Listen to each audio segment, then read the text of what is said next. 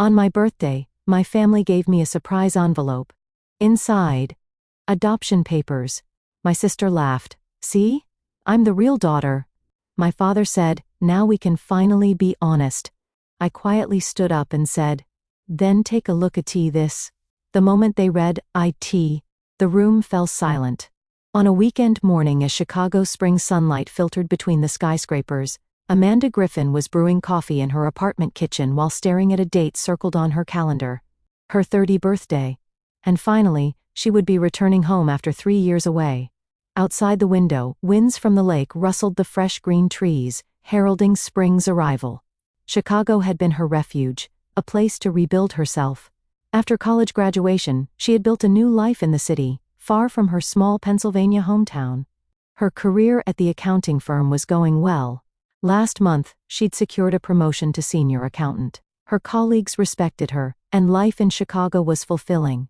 However, when it came to going home, she always felt an invisible weight settle on her chest. Amanda, there's a special surprise this year, so make sure you come home for your birthday. The words from her mother Patricia's phone call last week kept repeating in her head. Her mother's voice had an unusual excitement in it.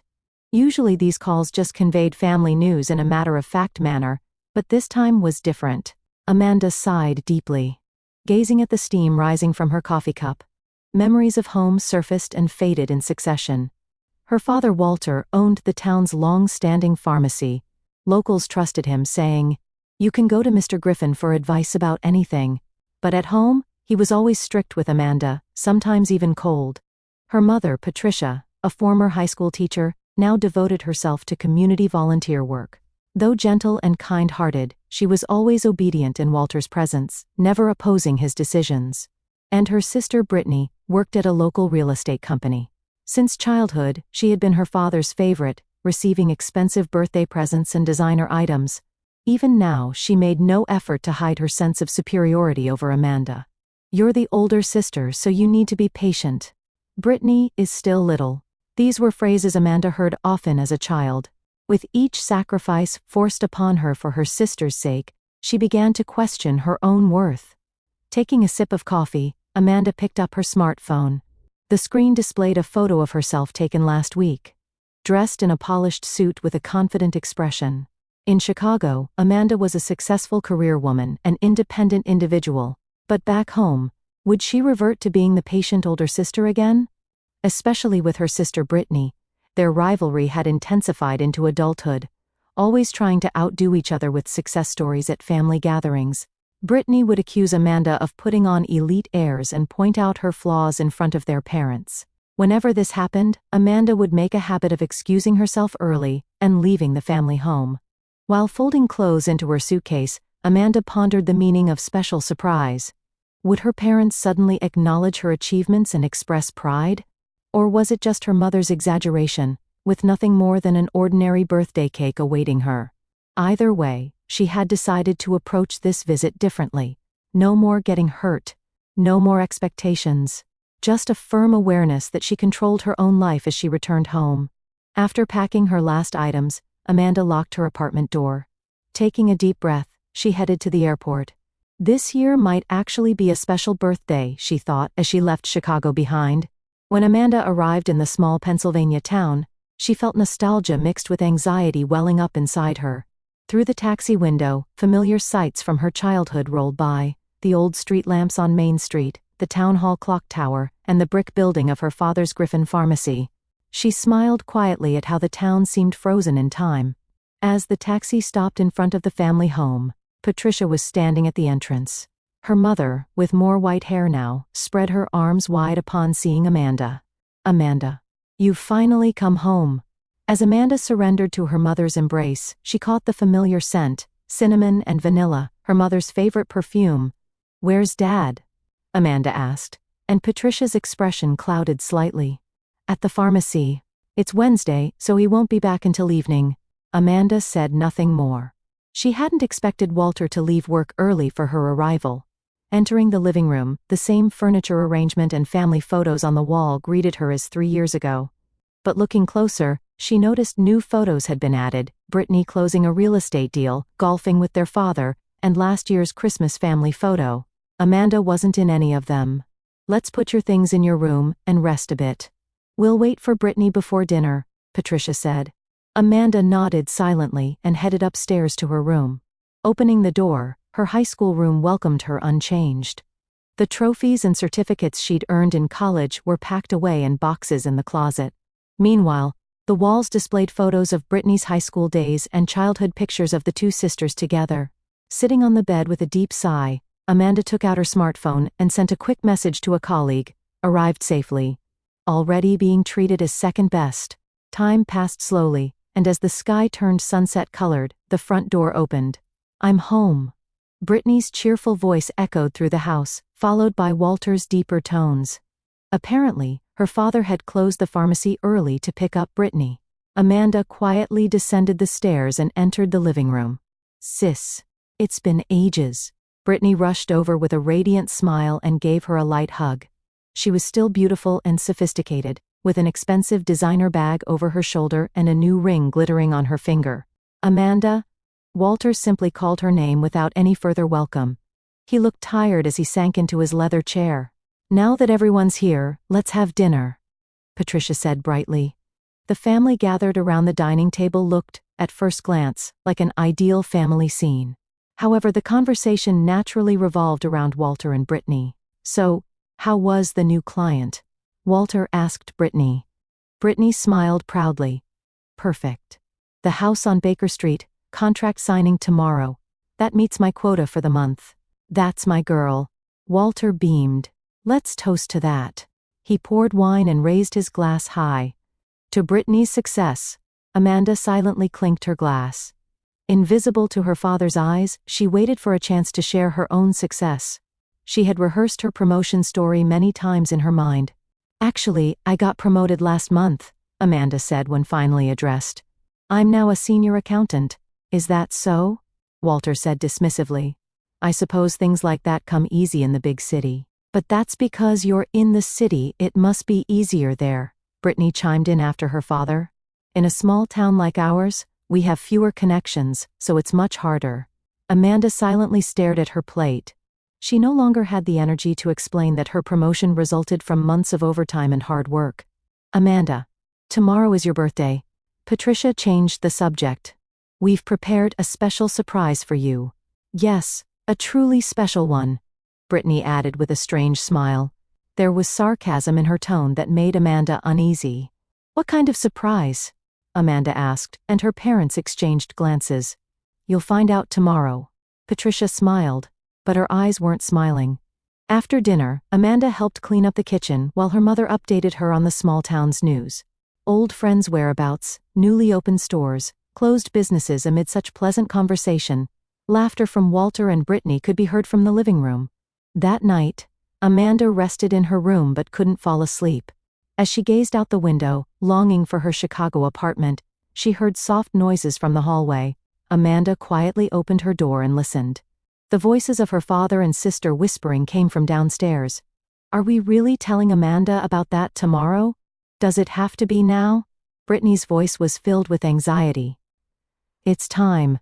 We can't keep it secret any longer. Tomorrow morning, we'll tell her with the whole family present." Walter's voice was filled with determination. Amanda held her breath. What were they hiding? Had they kept some secret about her for years? Though disturbed by the ominous conversation, the feeling of having something hidden from her wasn't new to Amanda. Back in bed, various possibilities emerged and vanished in Amanda's mind. Had her father's business failed? Was her mother sick?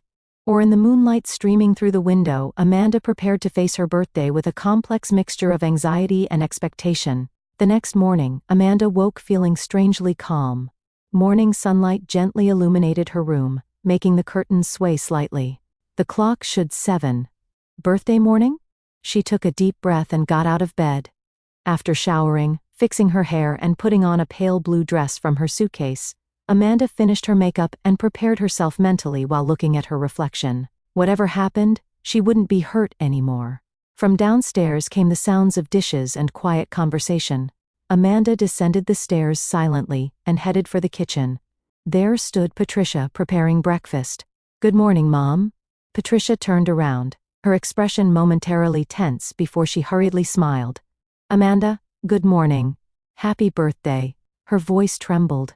On the table were freshly baked cranberry muffins and coffee, Amanda's favorites. Thank you, Amanda smiled back. Where are Dad and Brittany? In the living room. Since today is special, we need to talk, all of us, Patricia said, averting her gaze. Amanda nodded silently and reached for a muffin. The taste of her mother's homemade recipe spread nostalgically in her chest. Years ago, birthday mornings were always special. Cake and presents, balloons and smiles, happy times. But after adolescence, birthday celebrations became somewhat perfunctory. Come to the living room when you're ready, Patricia said quietly, before leaving the kitchen. Amanda finished her muffin slowly and took a sip of coffee. Anxiety swirled deep inside her, but she tried to keep it from showing on her face. She wiped her mouth with a napkin, placed her coffee cup on the table, and slowly headed for the living room. With a tense expression, Amanda entered the living room through the heavy door. Already seated were her father Walter, mother Patricia, and sister Brittany. Everyone wore strangely tense expressions, and a heavy atmosphere hung in the room. Amanda, sit down, her father Walter commanded. We have something to tell you. Amanda quietly sat on the sofa, feeling her heart race. On the table lay a single envelope. The cream-colored old envelope had yellowed slightly with time. First, happy birthday, Walter said formally. His voice was higher than usual, betraying his nervousness. Today is a special day. It's time we told you the truth. Brittany sat in the corner of the sofa, wringing her hands in her lap. Despite her usual smug expression, she also seemed somewhat anxious.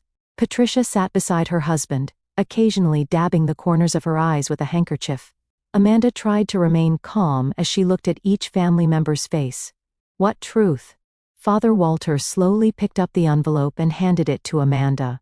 Open this, he said, his voice having a strange sense of relief, as if setting down a long-carried burden. Amanda received the envelope with trembling hands. Nothing was written on the surface. When she opened the seal and pulled out a document, the words adoption certificate jumped out at her, showing her name and birth date. What is this? Amanda gasped, feeling her mind go blank. Yes, you're not our biological child, Mother Patricia said in a small voice. Tears welled in her eyes. We adopted you when you were 3 months old. Brittany displayed a triumphant smile, declaring, See? I'm the real daughter. You're just an extra. Her voice mixed long-standing jealousy with superiority. Father Walter continued, Now the weight is off my shoulders. No more lies. He showed a relieved expression as he sat back deeply in his chair. Amanda stared at the adoption certificate, speechless. Various emotions swirled inside her: shock, sadness, anger, and a strange sense of release. So this was why her father had always been cold toward her. She was always second best because she wasn't his biological child. Why? Didn't you tell me until now? Amanda finally managed to say. We thought you'd be hurt. Walter shrugged. Besides, after Brittany was born, we didn't think it necessary anymore. Not necessary? Amanda's voice shook. I had a right to know. Oh, sis, Brittany said in a sickeningly sweet voice. Don't get so upset. You're still part of this family. Just not the real thing. At that moment, a memory from last week flashed vividly in Amanda's mind. When she was organizing her mother Patricia's desk drawer, she had found another envelope. At the time, she hadn't paid much attention and returned it, but now she understood the significance of what was in that envelope. Amanda quietly stood up and said, Then what about this? She pulled another envelope from her handbag. It was identical to the one she had found in her mother's desk last week. A Pennsylvania University hospital envelope.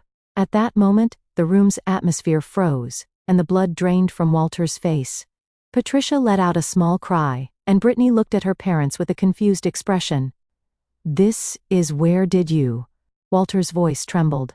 I found it while organizing Mom's desk last week, Amanda said quietly. I didn't look inside at the time, but today I became curious. Amanda took papers from the envelope and spread them on the table. They were letters exchanged between her father Walter and a woman before Brittany was born, along with DNA test results for Walter and Brittany. The results were clear. Brittany had Walter's blood, but she wasn't Patricia's child. Dad, this woman is named Linda Morrison, someone you met while traveling for the pharmacy. And according to these DNA test results, Brittany is the child of you and this woman, not Mom. Amanda's voice remained calm. How? Why did you? Walter stammered. His face turned pale, and his hands shook. You didn't know, Mom? Amanda turned to Patricia. Patricia stared at Walter with a pained expression. Her eyes reflected over 30 years of suffering and resignation. No, it's a lie, Brittany shouted. Her voice had become shrill. This must be fake. Amanda calmly continued. The test results bear Dr. Morrison's signature. He's the doctor you trust most, Dad. It can't be fake. A heavy silence fell over the living room. Morning light illuminated the 2 envelopes on the table. 2 secrets. 2 lives. Amanda looked into her mother's eyes. There was indescribable pain there, but also a strange sense of release. Mom? Amanda called out softly. Patricia slowly stood up and approached her daughter. Amanda? She touched Amanda's face with trembling hands. You are my daughter. Even without blood ties, you're my precious daughter. At those words, tears spilled from Amanda's eyes. A truth hidden for 32 years. And now, the moment when everything was revealed, a heavy silence hung in the living room. Father Walter held his head in his hands, sinking deep into his chair. He looked as if he'd aged 10 years overnight. Mother Patricia wept, clutching her handkerchief with trembling hands. Only Brittany desperately continued to deny reality. This is a lie. It's fabricated. Dad, say something. Brittany cried. Her voice shook with anger and fear. This isn't true. I am. But Walter remained silent. That silence told the whole story. The truth was clear. The 2 pieces of evidence spread on the table, Amanda's adoption certificate and the secret of Brittany's birth, were now undeniable realities.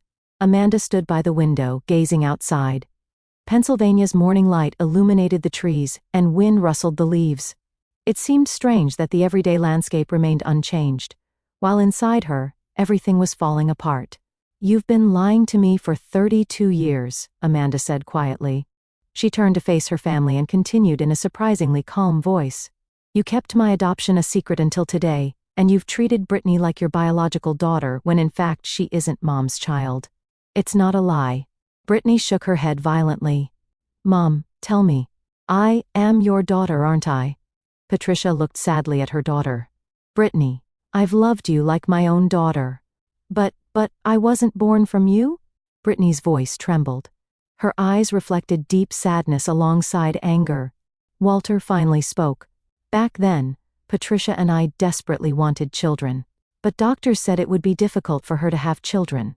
That's when we had the opportunity to adopt a baby, and that was you. He looked at Amanda. There was, for the first time, a frankness in his eyes.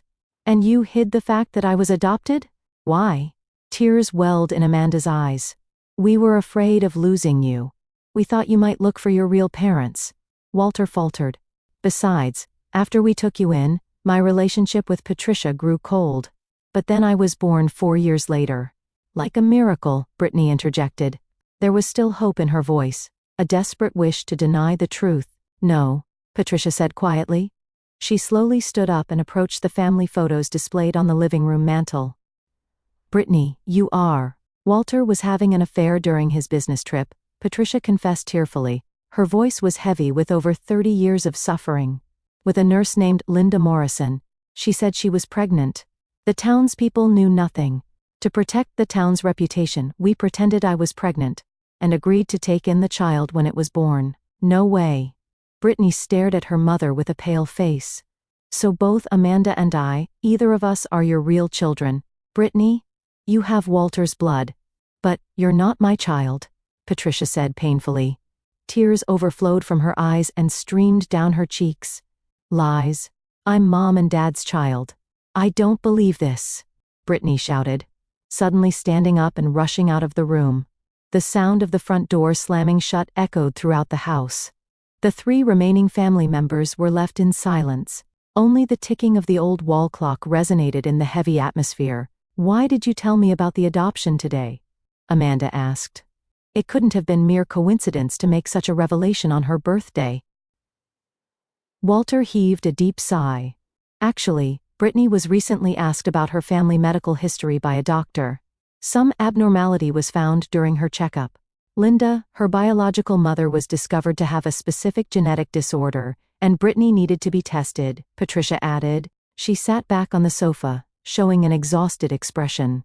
That meant we'd need to look at family medical records, and there was a risk the truth would come out, Walter continued. So we thought we'd just tell Amanda about being adopted and consider everything settled. By telling me the truth, you could protect Brittany's secret? Amanda gazed coolly at her father. You didn't care if I got hurt? That's not it.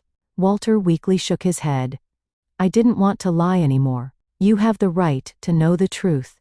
But that should have protected Brittany's secret. How did you know about it? Patricia asked Amanda. Her eyes reflected question and surprise. I found it by chance when organizing Mom's desk. But I said nothing until today. I didn't want to destroy the family's peace, Amanda answered.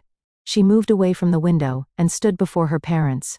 In the end, we were all hiding something. Amanda. Walter stood up and tried to approach his daughter. It's not that I don't love you. It's just that we weren't a real family. I was always second because we weren't blood related. Amanda interrupted her father. No. Patricia raised her voice. Amanda, you were my first child. You're my daughter. Blood doesn't matter. But it did matter, didn't it? To Dad, Amanda said quietly. Brittany carried his blood. That's why she was always special. Walter was at a loss for words. His silence attested to the truth of Amanda's words. I'm going back, Amanda said with determination. She started toward the stairs but turned back midway. But before I go, there's something I want to say. She slowly approached her parents. Thank you. For raising me. You may have lied, but you still accepted me as family. I'll live my own life in Chicago. But she searched for words for a moment. Find Brittany. She must be confused too. Patricia nodded tearfully. Amanda, you truly are a wonderful daughter. So much stronger and wiser than us. Tell that to Brittany too. Amanda smiled gently. She must be suffering now, knowing the truth. Amanda climbed the stairs and headed to her room. She needed to pack her belongings and prepare to leave this house. Her heart was filled with complex emotions, but she also felt a strange sense of release. Years of questions and anxieties had finally been resolved. She no longer needed to blame herself for not being a biological daughter. Amanda took a deep breath. This was a new beginning. The first step in a new life, knowing the truth. 6 months later, Chicago's early summer sunlight brightly illuminated Amanda's apartment. Sitting by the window, gazing at her laptop screen, Amanda's expression was peaceful. In her inbox was an unread email labeled from Brittany Griffin. Her fingers trembled momentarily, but Amanda took a deep breath and opened the email. Amanda, since that day, my life has completely fallen apart. I no longer know who I am. But I'm beginning to understand through counseling. For years I've envied and hurt you. Maybe it was because I vaguely sensed who I really was. I'm not asking for forgiveness, but I want to meet and talk with you. The email ended stating that she planned to visit Chicago this weekend. Amanda read the email again with mixed feelings. In her own process of accepting being adopted, she had experienced many conflicts about her identity. Since that day, Amanda's relationship with her family had completely changed. Brittany had left home for another apartment and cut ties with her parents. Amanda occasionally spoke with Patricia on the phone, but with Walter she still couldn't find the courage to exchange words. Amanda wrote back, Brittany, thank you for your email. Of course we can meet. I have things I want to talk about too. 2 weeks later, at a cafe overlooking Lake Michigan in Chicago, Amanda and Brittany faced each other calmly for the first time in 5 years. Brittany had lost weight and had dark circles under her eyes. Without her former glamour, appearing in her natural state, she looked somehow fragile. I went to meet my biological mother, Brittany said quietly, clutching her tea. Linda was a complicated person. But as soon as she saw me, she burst into tears and apologized. She was a victim too. She believed she was loved by Dad, but in the end, she was abandoned. And you? Amanda asked. I've stopped blaming people. Especially you. You did nothing wrong. If anything, you were much stronger than me. Tears welled in Brittany's eyes. For years I was jealous, thinking you were loved by our parents. But in reality, neither of us knew the truth," Amanda said quietly. "I've started looking for my roots too. I haven't found my biological parents yet, but I hope you find them." Brittany smiled slightly. Afterward, the sisters gradually began talking about each other's lives. Brittany had quit her real estate job and started studying to become a counselor. Amanda was advancing plans to establish her own accounting consulting firm. "How is Patricia, Mom?" Amanda asked.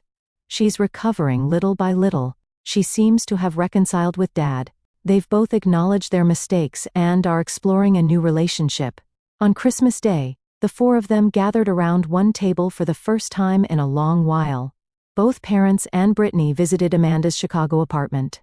It wasn't a perfect relationship, but at least a new bond based on honesty and understanding had begun to grow. Walter said in his toast, "Blood ties don't make a family. Love and honesty make a family. We failed at both, but now, we've been given another chance to start over." Amanda and Brittany met eyes and quietly smiled at each other. Though they had no blood connection, through their shared pain and healing, they were beginning to become sisters in the truest sense. What is a true family? Not merely blood ties, but facing each other without lies, acknowledging each other's mistakes, and still having the determination to walk together. That's what Amanda came to understand. And she finally felt that she was truly a family, a member. Gazing at the sunset sinking into Lake Michigan, Amanda thought perhaps this was the real birthday gift. A new beginning built on truth, free from secrets.